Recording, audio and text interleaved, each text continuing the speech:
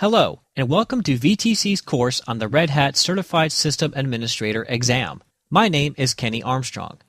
In this course, we will cover the highlights of what you will need to know for the RHCSA exam. If you are new to Linux, I would recommend that you take a look at some of VTC's other Linux training courses. This course assumes that you have an ample amount of experience with Red Hat Enterprise Linux, Fedora, CentOS, or Scientific Linux. The RHCSA exam itself is designed for seasoned Red Hat Linux administrators. With the release of Red Hat Enterprise Linux 6, Red Hat has replaced the Red Hat Certified Technician certification with the RHCSA certification. The new RHCSA certification better reflects the skills that are needed by modern Red Hat Linux system administrators. All of the content in this course is derived from the exam objectives as outlined by Red Hat. You can find them at this page here. I will suggest that you look over this page so that you will have a good understanding of what is expected of your skills as an RHCSA candidate. The video series itself will be modeled after the course outline for the Red Hat System Administration 2 course, RH134, available at this page here. We will be concentrating on using command line tools. The reason for this is that you might not always have a graphical environment available to work with. Also, administrators who are comfortable with the command line can complete tasks quicker than clicking through a GUI application. We will, however, demonstrate the use of graphical tools, but they will not be the focus of this course. The RHCSA exam is a performance-based exam, which means that it is completely hands-on.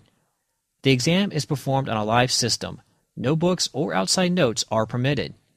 I highly recommend that you practice as much as you can. You will have about 3 hours to complete your exam objectives, so the more you practice, the better equipped you will be to pass the exam. If you plan to continue on and attempt the RHCE exam, you will need to know all of these skills required for the RHCSA as well as those required for an RHCE to pass that exam. This is a Red Hat exam, so you must practice on a Red Hat Enterprise Linux 6 based system.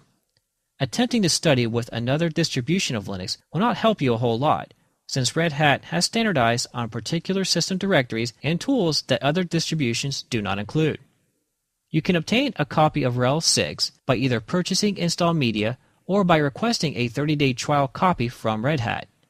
You can still use the 30-day trial installation after your trial period is up.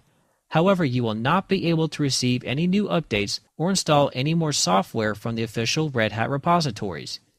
The next option is that you can use one of the rebuild distributions, such as Scientific Linux or CentOS. The rebuilds have their own benefits in that they are virtually identical to Red Hat Enterprise Linux without the Red Hat trademarks such as logos. I myself used a rebuild for the bulk of my study for the Red Hat exams. The organizations that create these rebuilds are using the source RPMs that Red Hat provides for public download at their FTP site. Red Hat Enterprise Linux is built on open source code, and in keeping with the open source tradition, Red Hat provides these source RPMs for anyone to download and build on their own. Scientific Linux and CentOS utilize these RPM files to construct their distributions that contain the same directory structure and tools that are available in Red Hat Enterprise Linux. So feel free to follow along with this course and practice your skills with these distributions as you prepare for the RHCSA exam.